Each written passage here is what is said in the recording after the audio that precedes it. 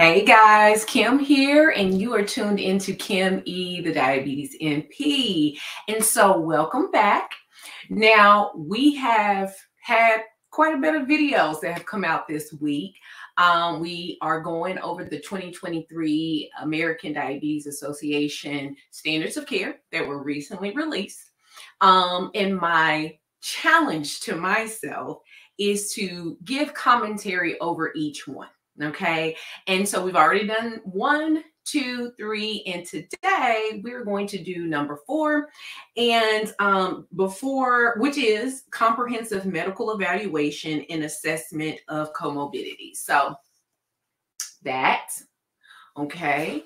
And I'm seeing here, let me move my computer over. You guys may have to see. There we go. Anyways, so the plan is, like I said, I want to give commentary over each standard as I am reading through them, as I have read through some of them. I want to just give my thoughts, and then we can have a discussion about it as you all are reading through them, which I do encourage you all to read the document. It is rather long, but at least pull the standards that are relevant to your practice and your demographic. And let's have a conversation. Let's keep the conversation going. But my hope is that I want for the month of January, that's basically what I'm going to do on this channel, Kim E, the Diabetes NP, which is also streamed not only to my YouTube channel, but also to my LinkedIn, as well as to my Facebook group. But I'm going to post, try to, Monday, Tuesday, Thursday, Friday. So for a week, which is a lot more than I normally do on a weekly basis. I normally do 1 video a week, but hey, wanted to kind of challenge myself in the new year and really get out more video content talking about things that are relevant in the diabetes industry. So today, even though this one is a little thicker than some of the other 3, I think this one won't take us long to get through, okay? I did not see a lot that changed, but again, memory could be not my friend right about now, but I've been reading a lot. So let's get right into it. So like I said, this is comprehensive medical evaluation and assessment of comorbidities, which is really a good standard to read for everyone, anyone, no matter what setting that you're in, because we need to know how to work up patients. Like, what are we supposed to do? What kind of care they're supposed to have? What kind of comorbidities can be in the fray when it comes to diabetes? And this gives us, like it says, comprehensive evaluation and assessment. So first section up is person-centered collaborative care. Now, if you've listened to my channel or any information that I have put out online, you know that I am all about patient-centered care, person-centered care, and I love how they say person-centered collaborative care, because we should not be, for one, the patient is in the center of our care, okay? We have to take in, and we've already discussed this, we must take in their preferences, their life situation. We have to take in many different factors so each person is a different case. It's case by case. We have to look at each person case by case, not lumping people into a category. And that's what person-centered care is. I love collaborative because this tells me that our care should not be done in a silo. If you're the only person that is a part of your patient's care team, that's a problem, okay? Because of the nature of diabetes, you're going to have to get help from other disciplines. And your patient, simply put, in just my opinion, y'all can fight me if you want to, but in my opinion, your patient is not getting the highest quality care if you are the only person that is routinely managing them. Now, if you're a PCP, of course, you're probably going to be the person that's going to see them the most, but there's other specialties and disciplines that need to be a part of their care for them to get the highest quality of care and for it to be person-centered and collaborative. Okay. And so that's just my spiel. I haven't even told y'all what they're saying in here, but one of the first things that I highlighted was individuals with diabetes must assume an active role in their care. And that's the other tier of collaborative care, is that we're doing this with the patient. It's in collaboration with the patient. I speak a lot about this, that when it comes to engagement, which is one of my pillars in my business and as I educate, is that one of the pillars is patient provider engagement. A lot of times when we're talking about engagement, it's always like patient engagement, as if the only person that needs to engage is the patient. No, we're a part of that engagement relationship too. And in fact, it's an interdependent relationship. How we show up is how they show up, and we're doing it together. Okay. And so that's one of the first things that I highlighted. Let's see, next page, something that I always like to highlight. I always like to tell people is that, because a lot of times when people think about what's the goal, what's the goal of managing diabetes? Why do we need to manage diabetes? And a lot of times I think people feel like to get them at goal. Well, what is the goal? And then people will say, well, get their A1C under 7, as close to 7 as possible. And it's like, actually, it's not. Actually, it's not. Actually, and stated here, the goal of treatment for diabetes, the goals of treatment of diabetes are to prevent and delay complications and optimize quality of life. That's the goal of treating diabetes. And you may say, what? Because we're always told that, you know, the target is this and stuff like that. Well, again, individualization. Everybody's not going to be able to achieve an A1C under 7. Neither should they. Some people, they don't need it to be that low. And it depends on the whole profile of the patient. It depends on other comorbidities and other things that are going on in their lives. Some people are more at risk for hypoglycemia, and we can't get it down that far. Some people, you can have more of a tighter target, but some need a little bit more relaxed. And so really, when you think about it like that, our goal cannot be this one box in goal. Everybody needs to be under 7, you know. Again, guideline, but that's not the goal. The goal of treatment is to prevent and delay complications and optimize quality of life. Okay, so how do you do that? How do you optimize quality of life? Well, that is defined by the patient. What is their quality of life? Again, going back to this person-centered collaborative care. And so something, I'm going to read this part off. It says, the goal of communication between the healthcare professional and people with diabetes is to establish a collaborative relationship and to assess and address self-management behaviors without blaming people with diabetes for non-compliance or non-adherence when the outcomes of self-management are not optimal. It then goes on and says those terms, non-compliance and non-adherence, denote a passive, obedient role for a person with diabetes in following doctor's orders that is at odds with the active role that people need to take and assume when it comes to managing their care. And so you will find that language is shifting, and it goes on to talk a little bit more about how our language, and y'all hear me say this all the time, language, our words mean things. And I know that's going to be something like, what do you mean? That's why I define words. That's why I make sure that when I'm speaking about something, that whoever I'm speaking to, everyone understands what I'm talking about. Because we are kind of reckless with our words, and we're not as responsible with our words. Words just fall off of our tongue. But it's saying that these words can evoke. And I say this in my presentations, and when I talk to people, like, words evoke feelings and thoughts that can turn into actions. So you can say something and it can pull up a feeling in somebody that makes them feel a certain way. And so when you're saying you're non-compliant, you're non-adherent, it does evoke that feeling of, well, I'm not following doctor's orders. When essentially we're molding our care around the patient. Here's the patient, and then we're molding our care around it. It's not, here's us, and the patient is trying to figure out what we want them to do. No, they're in the center, and we're molding the whole sphere around them. Okay, so love to talk about that. Gonna continue to talk about that. That's one of those things that's probably never going to go away. That's going to always be a part of, diabetes management. And I'll even go as far as to say any chronic disease management. So the next section is the comprehensive medical evaluation.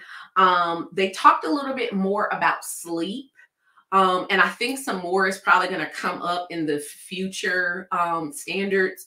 But something that I highlighted in that, again, because I have seen arguments and I have seen resistance to this in my own content, and I've seen it, I've read it in other articles and other people's postings, but it says lifestyle management and psychosocial care are the cornerstone in diabetes management, meaning that we know so much about diabetes at this point. It's not one of these diseases that just happens by chance. Now, there are types that there's really not, we're not sure. We can't say that we can prevent them. You know what I'm saying? There's research being done about early detection, early screening to identify if you're a person that would be more at risk for diabetes. But when it comes to diabetes type 2, pre-diabetes, lifestyle management, psychosocial care are the cornerstone of diabetes management. And that's just facts. I mean, like, I want somebody to dispute that. I really do. So next, there's a whole listing, whole section over vaccinations, our immunizations, and there's a really good chart in here that basically runs through all of the recommended vaccines over the lifespan. So not just for those who are 65 and older, but like for, what the ones that if you are a younger adult or a child with diabetes, what would be more, what vaccinations would you need to have? So it goes through all those, when they're supposed to get them, how often, how many doses, things like that. Also, it gives you a pretty good, it gives you a great comprehensive evaluation. So there's a chart. I'll kind of show it to you guys. So you have this chart here, and you can't see the words, but it basically gives you what's supposed to be included in the past medical and family history, behavioral factors, medications, vaccinations, technology use, social life assessment, your physical exam, as well as your lab evaluation. And basically it's telling us when we're supposed to do it. So over on this side of it, it's saying, should it be done initial visit, every follow-up visit, or annual visit? And some of them, it's all three. So, how often should you get the past medical and family history? Well, the majority of it is definitely at the initial visit, but addressing hypoglycemia and inquiring about it is initial, follow-up, and annual. We're always going to ask and inquire about hypoglycemia. Are you having any episodes? Assessing for that, because people can even have hypoglycemia unawareness.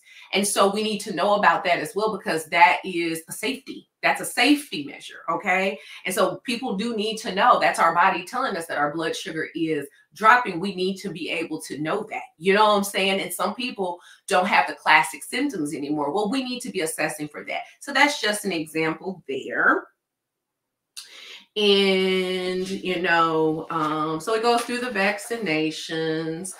Something to point out too, I think many of us are comfortable with like flu shot, pneumonia shot, even though there are some, flu shot can get a little confused. I mean, not flu shot, pneumonia shot can get a little confusing. But one thing also to keep in mind with vaccinations is that the hepatitis B vaccine is actually very important for those who have diabetes, not just those with type 2, but those with type 1 as well. And the thought is because of the contact with blood with improper, like the equipment. So you're pricking your finger, you know what I'm saying? Checking your blood sugar. There's a lot of blood that can be, contamination. And if you're not cleaning our equipment properly, you know, if we're sharing, you know, needles, if we're sharing glucometers, if a husband and wife both have diabetes and they're sharing glucometers or lancets, and you would think, well, no one would do that. Well, people do what they need to do, it what they feel like they have to do to save money. So you have to be assessing for that. You have to remind your patients and also educate them that, you know, we're not sharing equipment. Okay. And so we're not sharing lancets, we're not sharing, because there can be, even if they do, you know, even having your stuff in the same, you know, storage, you know, there can be some contamination there. So hepatitis B vaccine is very important. We talked about that. Next section, autoimmune diseases. So one thing I do want to highlight, and I'm not quite sure, I just, you know, I don't want to tell you guys things that I think y'all already know, but I also don't want to be so vague that I'm like not telling you everything. So just to be safe, I just try to tell you stuff that maybe I don't hear coming up in general conversation. One of those things is when it comes to autoimmune diseases, when it comes to people who have type 1, they are at increased risk to develop other autoimmune diseases, and specifically those like thyroid disease, celiac disease, pernicious anemia being some of the most common ones. But you do want to be on the lookout, be aware that they can develop other autoimmune diseases as well. Let's see here, cognitive impairment and dementia. So here's the thing. When you have the presence of cognitive impairment, diabetes treatment plans, I mean, it goes without saying, this is really kind of common sense. You need to simplify as much as possible. You don't need to have such a, and I would say you really, as much as you can simplify any regimen you do for any patient, but all the more for someone who has some cognitive impairment. We can't assume that they're going to have somebody that's going to help them at home. It needs to be something that is very relatively easy for them to manage. Here's another thing about this. People who have diabetes, they have an increased risk for cognitive impairment and dementia, and vice versa. Those who have dementia have an increased risk for diabetes as well. Now, that last part could be because people may forget to eat, or they may overeat. You know what I'm saying? Because maybe they think, you know, if you have dementia, you may have forgotten that you've already eaten and you eat more. But there's many different factors that can say. That's one thing that comes to mind. Like when I'm thinking through that, I'm like, yeah, I can see someone from lifestyle being able to, you know, that, you know, because of cognitive impairment, you know, that diabetes can develop. But also, studies have found that it's both the same. It's both the same. People are more at risk. The reverse is true. People with Alzheimer's, dementia are more likely to develop diabetes than people without Alzheimer's. So that's a thing. I think the rest of this, I think that's the main part there. Let's see here. Now it does talk about the non-alcoholic fatty liver disease, which is very interesting.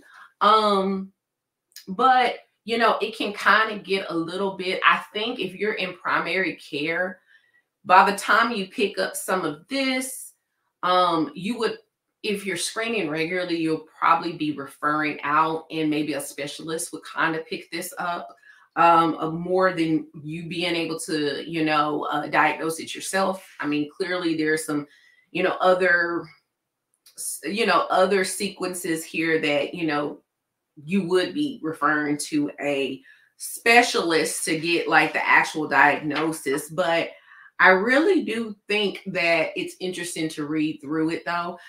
So I'm not going to go through it, but I think it's, just want to let you all know that. And let's see here. It also talks about, which this is something, two things that I don't hear spoken about a lot. One in particular, periodontal disease. People who have diabetes, they really do need to be in a routine flow with a dentist. Okay. They're at increased risk for developing periodontal disease. And, and it even says here, the more severe it is, and maybe more prevalent in people with diabetes than those who have, let me start that over again. Periodontal disease is more severe and maybe more prevalent in people with diabetes than in those without, and has been associated with higher A1C levels. Now, a few years back, I heard this explained a certain way, and I felt it clicked for me. So hopefully I can recreate the explanation. So y'all have heard me say that diabetes affects every area of our body. And when it comes to like hyperglycemia, those sugar deposits, so that glucose, can get into places. And when it comes to periodontal disease, it's almost like, how did they explain it? It's almost like you have sugar in your mouth, in your saliva, right? And bacteria loves it. That's what it loves to eat off of. And that's how you end up developing gingivitis and all, periodontal disease. Now, if I butchered it, I apologize. But the way that they explained it, that's how I took it, you know what I'm saying? And realize that, people can have a high content in all their bodily fluids, including their saliva and in their mouth. We keep our mouth closed, and then just bacteria it's just a breeding ground for bacteria. And so that's something that, and even when I've had discussions with my own dentist, she has told me that she is so surprised how she wants to see more patients that do have diabetes, because about a lot of times when people end up coming to her, she can't really do much for their teeth. At that point, it's kind of, the process is already, it's kind of far gone. And I understand in our country, dental is very expensive. It's expensive for those who even have coverage, So when you're thinking about people who are on, government, insurances, dental is just not guaranteed to everyone, but it's something that is very important. Think about how important our teeth are. Like if we have cavities, if we have broken teeth, that makes it hard for us to chew our food. And if we are not chewing our food fully, that can also create GI issues. And I don't think we think deeply about that.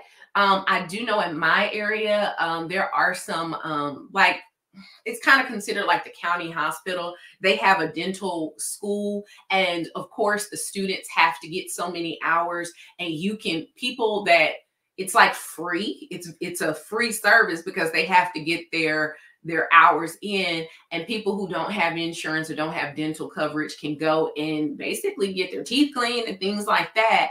And of course, actual licensed dentists are there overseeing the students, but what my patients have told me that have utilized that service, it's not appointment. And it's like they open up their doors and first come, first serve. And you could stay and sit for hours. And a lot of people, it's just not convenient. But if that's all you have, it's not perfect, but you have an option. So a lot of people opt to just get up very early in the morning, because I think the office opens up at like 7, or I think that's what someone told me. And so they just they get up and they wait until the doors open and they get in. And of course, first come, first serve. So I don't know if you all have anything like that in your areas. Drop down in the comments and let me know, like, what do y'all have in your areas? Do y'all have any services like that? And what do you do for your patients that need dental care? Another thing is obstructive sleep apnea. So it says here, the prevalence of obstructive sleep apnea in the population with type 2 diabetes may be as high as 23%. And the prevalence of any sleep disordered breathing may be as high as 58%. Now, we know that with sleep apnea, we find that in people with obesity and with morbid obesity. And so that probably is our link, because also with type 2 diabetes, we know that we see that more in those who are overweight. I'm not saying, and nobody come into my comments like, just because you're skinny doesn't mean that you can't get diabetes. I know that. I know that. But we're talking about the general whole, okay? And so I think that may be the link there. And it does says in participants with obesity, so it does lend to that as well. So we know that's heavily weight associated. And then lastly, we're going to talk about diabetes and COVID-19. And so starting last year, they added the section with COVID-19 in diabetes. And of course, in the immunization section, of course, that's a part of it as well. They've included that, and they actually started that last year because COVID-19 was 2020. So the next, the very next one was the standards of 2021. I said last year. See, I still feel like I'm in 2022. But anywho, they have a whole section in here that talks about diabetes and COVID. Now, of course, you've probably seen the news. You probably read lots of articles. There were a lot of things coming out that said, for one, people who had chronic disease were more at risk for developing COVID-19, but such chronic diseases such as diabetes. And one of the things that I want to say, because I've gotten this question before, why is it diabetes? Well, it gives us a statement here. It says COVID-19 has now been recognized as a complex multi-system disease, including widespread insulin resistance, endothelial dysfunction, and hematological disorders and hyperimmune responses. So it literally, what COVID did to a lot of people's bodies, especially in the beginning when we really didn't know much about it. It just really sent our bodies into a wildfire. And if you already had, and this is how I would explain it when I have been interviewed and people have asked me questions, if you already have a process that you're already dealing with that already puts your body at risk, puts your body in a lower immunal state, then you add something like COVID, it's going to set it on fire. It's like taking a match and throwing it into a forest, and so that it's like putting gasoline on the fire. I think that's a better one. It's like putting gasoline already on a fire. So it's already going on. Fire is already going on. There's already processes going on into your body. But then COVID is the gasoline, and we just going to shake it all up on there.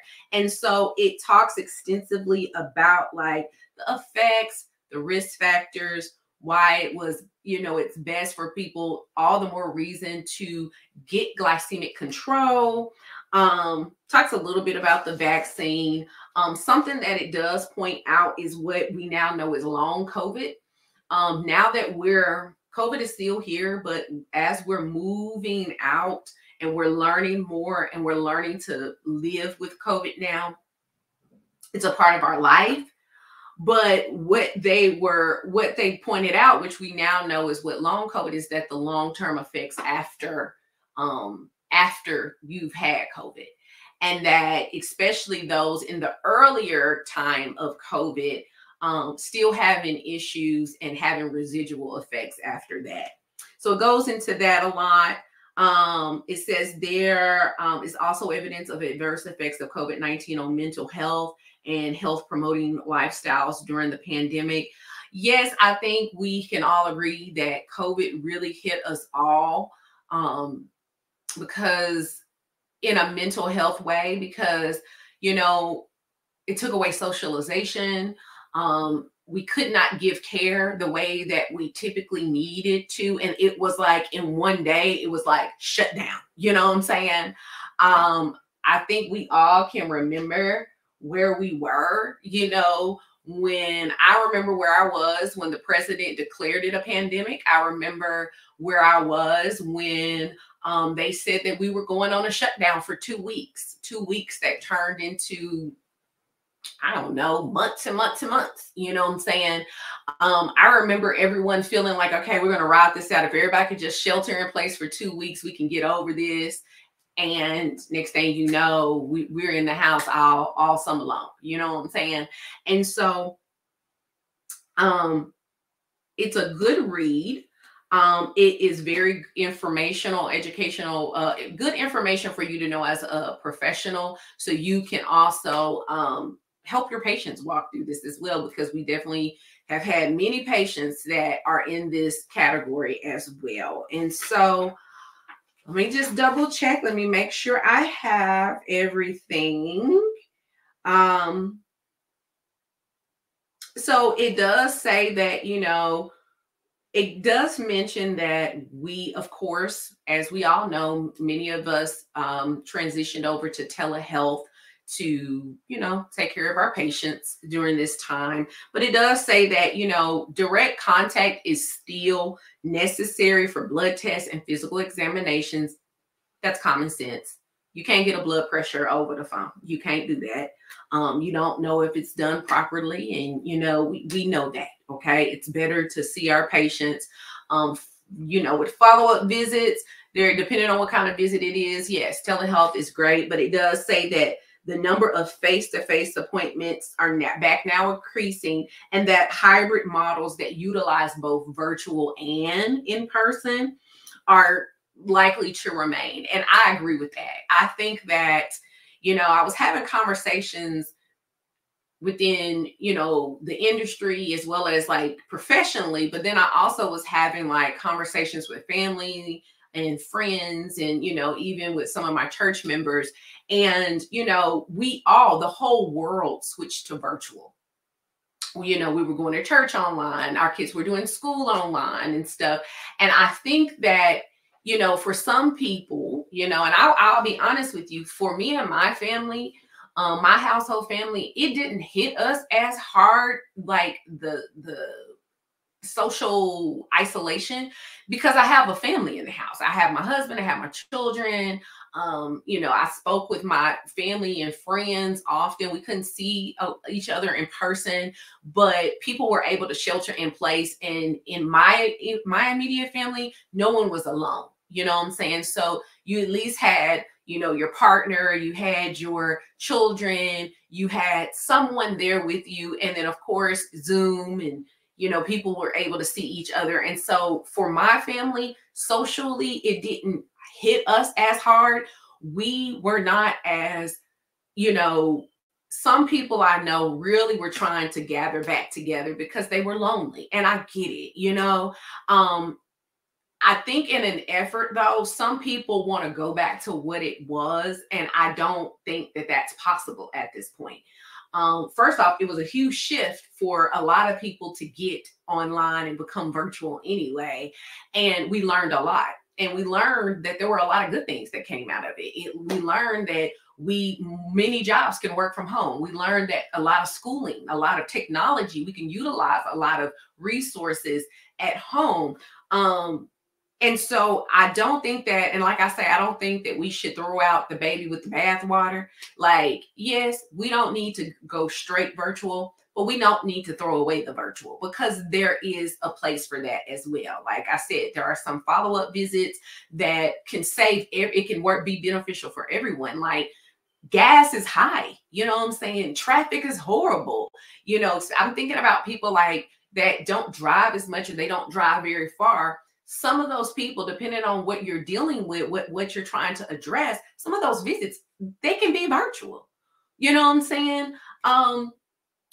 Even for the provider, we all have to get up and get in our cars and go across town. I live in a big metroplex. I could be stuck in traffic forever. By the time I get to work, I'm just stressed out, and I could be that. And I know many of you all probably deal with that or know people that deal with that. Being able to see patients from the comfort of your home, that's a great option to have. And so I like that they said that. I like that they said that this hybrid model with both virtual and face-to-face consultations are likely to remain. And I believe that the coverage will allow for that as well. So anyways, what do you all think? That's all I have. This was 34 minutes. This is all I have for this one. This one was a little bit on the thicker side. I will say number 5 is much thicker. Okay. It's much thicker. Okay. But what do you all think?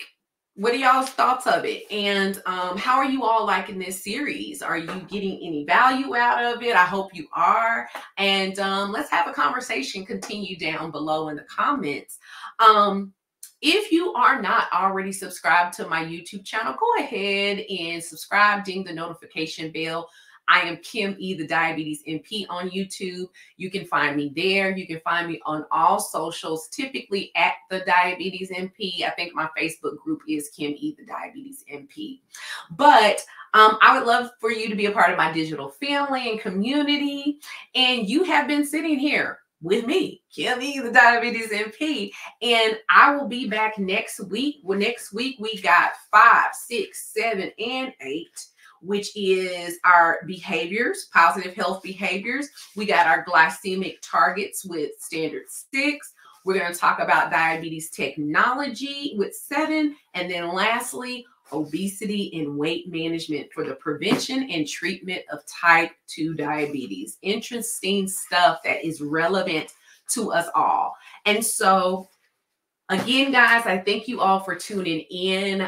Please bear with me, be patient with me as I get through this. I'm trying to do it on time, but if I'm a little late, please give me grace. And some days may have 2 on them instead of 1, but I'm going to get this done. I am going to challenge myself to get this done. So anyways, you guys have a great weekend, and I will catch you all next week.